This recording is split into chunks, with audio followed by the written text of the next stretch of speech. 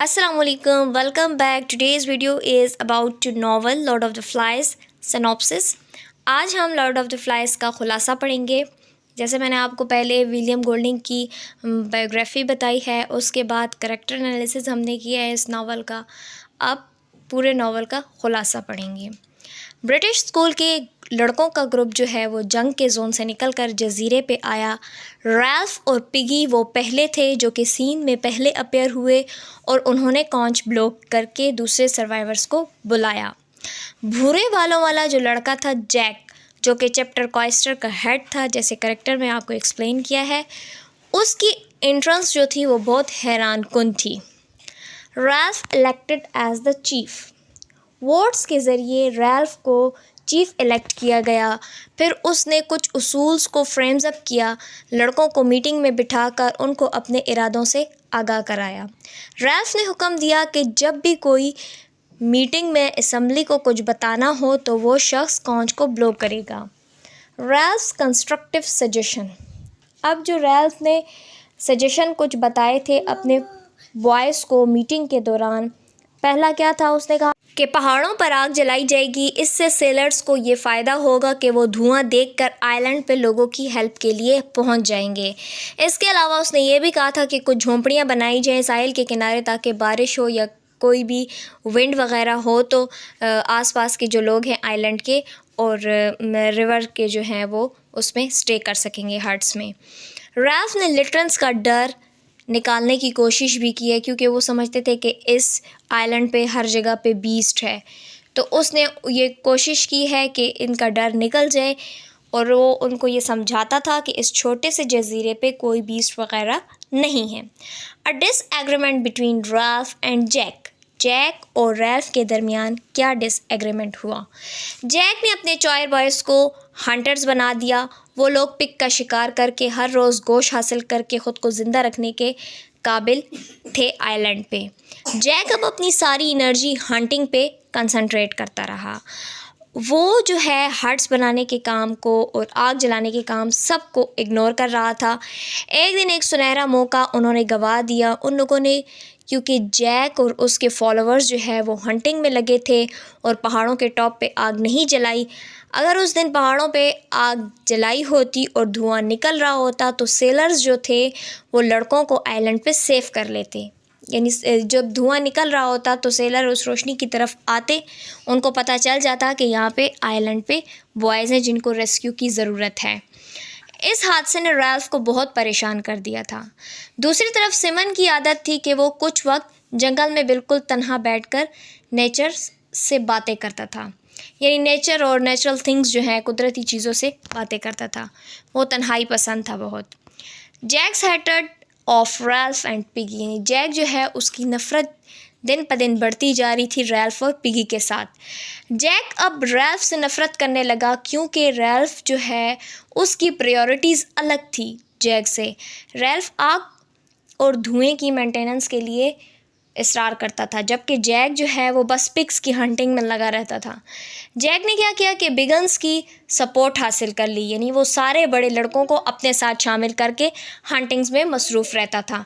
Jack piggy से Ralph से भी ज़्यादा नफ़रत करने लगा। A beast on the mountain top, mountain यानी पहाड़ की चोटी पर जो है वो बीस्ट। एक रात सेमनारिक ने पहाड़ के टॉप पर बीस्ट देखा, यानी जो दो लिटल्स यानी ट्विंस जो थे उन्होंने पहाड़ के टॉप पर बीस्ट देखा तो रैल्फ और दूसरे लड़कों को बताया। तो तब ही जब जैक ने ये बात सुनी तो उसने अपने लड़कों को तैयार किया कि आओ बीस्ट की हंटिंग करते हैं। सेमनारिक की बात सुनकर जैक, रैल्फ और रोगर ये सब चले गए और देखा कि माउंटेन के टॉप पे क्या है। जब वो वहाँ पर गए तो उन्होंने देखा कि कोई बीस्ट नहीं था, बल्कि एक डेड बॉडी पड़ी थी एयर पायलट की, जो कि पैराशूट के स्ट्रिंग्स में फंसा हुआ था। Ralph displaced by Jack, Simon's hallucination. अच्छा, जैक ने कहा कि रैल्फ एज अ चीफ ठीक नहीं है, वो बुज़दिल है, ना तो वो गा सकता है और ना ही पिग्स का शिकार कर सकता है। तो जैक ने सारे बड़े लड़कों को रैल्फ से छीन लिया। सिमन को लगा कि जैक ने पिग का हेड एक छड़ी पे स्टक किया हुआ है और बहुत सी मक्खियाँ उससे चिमटी हुई हैं और बातें कर रही हैं। वो लॉर्ड ऑफ फ्लाइज सिमन को बताती हैं कि बुराई इन तमाम लड़कों में है और ये इनका हिस्सा है जो कि कभी भी ख़त्म नहीं हो सकती। सिमन किल्ड बाय जैक्स हंटर। अब सिमन को कैसे मार दिया गया? जैक और उसके फॉलोअर्स अब अपने चेहरे पेंटेड रखते थे। चारकोल, सफ़ेद और लाल मिट्टी से वो हर वक्त अपने चेहरों को रंगदार बनाए फिरते थे। सब लड़के नाचते, गाते और कुछ अल्फाज इस्तेमाल करते रहते शिकार के वक्त या फिर पिग्स को किल करते वक्त। सिमन को हंटर्स ने मार दिया था। हंटर्स ने फिर सिमन को बीस्ट के आगे डाल दिया खुशी में, यानी खुशी के मारे, उनको पता नहीं था, बस उन्होंने उसकी डेड बॉडी को ले जाके बीस्ट के आगे फेंक दिया। Piggy killed. अब पिगी कैसे मारा गया? पिगी बहुत ज़्यादा उदास था क्योंकि वो ऐनक के बगैर उसे बिल्कुल ठीक से दिखाई नहीं देता था। ऐनक जो थी वो पिगी से जैक और उसके फॉलोअर्स ने छीन ली थी क्योंकि वो लोग आग जलाकर रोज़ाना गोश्त को रोस्ट करके खाते थे, यानी रोज़ाना जो है वो मीट रोस्टिंग के लिए उनको फायर के आगे ग्लासेस चाहिए होती थी, तो उन्होंने जाके पिगी से ही छीन ली। एनके उनके लिए बहुत ज़्यादा मददगार रही। रैल्फ पिगी के साथ गया जैक के कैंप में और उसने रिक्वेस्ट की कि ऐनक रिटर्न कर दो, लेकिन जैक ने उसे गुस्से में जवाब दिया और कहा कि चले जाओ, तंग मत करो। रैल्फ ने तब ही जैक को स्वाइन और खून का भूखा कहा। रोगर ने ऊपर से रॉक रिलीज़ किया और पिगी मर गया। पिगी को समंदर में फेंक दिया गया। जैक ने फिर रैल्फ पे अटैक किया अपने साथियों के साथ। रैल्फ्स लाइफ इन डेंजर। रैल्फ को रियलाइज़ हो गया था कि अब वो सख्त मुश्किल में है क्योंकि वो बिल्कुल अकेला रह गया था जैक और उसके साथियों के मुखालफत में। ट्विंस को जैक के फॉलोअर्स ले गए थे और उन्हें पहले से ही जाके बांधा हुआ था। रोगर उनको बहुत मार रहा था, तब ही वो जैक के ट्राइब के मेंबर बनने पर मजबूर हो गए, वरना वो और पिगी जो है बहुत ज़्यादा लॉयल थे थ्रू आउट रैल्फ के साथ। The savages pursuit of Ralph. अब जो वो वहशी थे वो किसकी तलाश में, किसके हसूल के लिए फिर रहे थे? रैल्फ के लिए।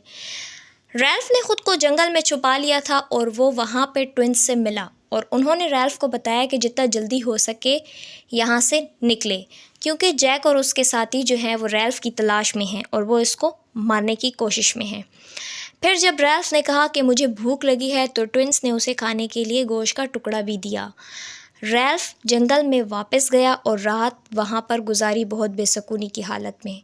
सुबह होते ही जैक और उसके साथियों ने क्या किया कि फॉरेस्ट में रैल्फ की तलाश को निकले। जैक ने हुक्म दिया कि रॉक को धकेला जाए ताकि वो जाके रैल्फ को लग जाए और यूं वो मर जाए जिस जगह पे भी छुपा हुआ है। लेकिन रैल्फ जो है वो भाग गया था और वो उस पत्थर से बच गया, वो उसे नहीं लगा। जैक ने अपने साथियों को कहा कि जंगल में आग लगा दो कि वो धुआं रैल्फ को अपनी लपेट में ले ले। रैल्फ जंगल से निकल चुका था, वो बहुत दर्द की हालत में बीच की तरफ जा रहा था। इतने में वो रेत पर लेट गया और मदद की फरियाद कर रहा था कि सामने ही उसने देखा कि एक ब्रिटिश नेवल ऑफिसर जो कि यूनिफॉर्म में उसके पास ही खड़ा है। रैल्फ सेफ्ड। वो ऑफिसर गुजर रहा था। जब इसने जंगल से धुआं निकलते हुए देखा तो वो रुक गया कि यहाँ से धुआं निकल रहा है तो किसी को रेस्क्यू की ज़रूरत तो नहीं है, तो यूं रैल्फ बच गया। ऑफिसर ने कहा कि वो तमाम लड़कों को रेस्क्यू करके घर ले जाएगा। रैल्फ बहुत रोता रहा और वो जो है सारे बुरे वाक़यात जो उसके साथ आइलैंड पे पेश आए थे, उसके बेस्ट फ्रेंड पिगी को मार दिया गया, पहले उसको ग्लासेस पे बहुत ज़्यादा टीज़ किया गया, फिर उसको रॉक उसके ऊपर गिरा दी गई और उससे सारे बिगन्स को छीन लिया गया। तो वो सारे बुरे वाक़यात को याद करके बहुत ज़्यादा सैडनेस फील कर रहा था। The allegorical significance of the story, यानी इस स्टोरी का तमसीली मकसद क्या है? इसमें गोल्डिंग ये ज़ाहिर करना चाहते हैं कि जो इनहेरेंटली अच्छे हैं, यानी जो नस्ली या ख़ानदानी तौर पर अच्छे हैं, तो वो अच्छे ही रहे थ्रू आउट, चाहे वो इकट्ठे रहे या फेयर के कॉन्सिक्वेंस से गुजरते रहे या फिर लिबरेटेड यानी आज़ाद रहे, वो थ्रू आउट अच्छे रहे।